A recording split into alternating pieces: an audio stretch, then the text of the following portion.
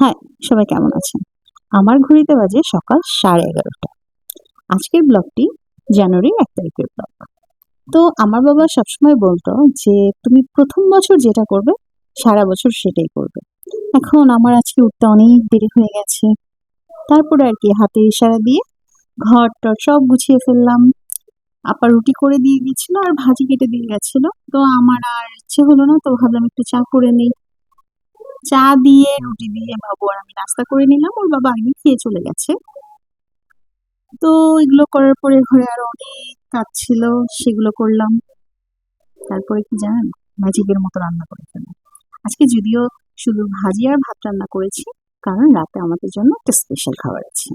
ভিডিওটি দেখতে থাকুন, দেখবেন।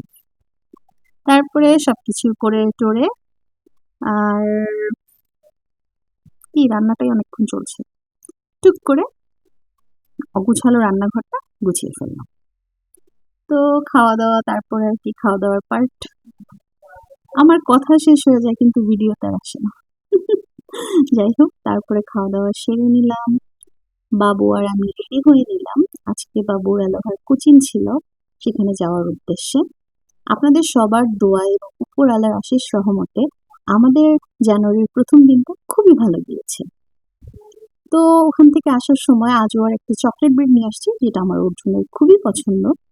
তো মা ছেলে খাওয়ার পরে এই তো সেই খাজানা। কেন বললাম?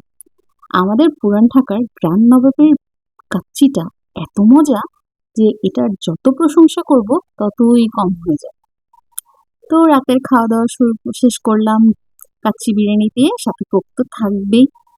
পেঁয়াজ, কাঁচামরিচ তাছাড়া কি আর হয়? যাই হোক, আপনাদের সবাইকে অসংখ্য ধন্যবাদ ধৈর্য ধরে আমার ভিডিওটি দেখার জন্য। সবাই ভালো থাকবেন। আজকের মতো বিদায়।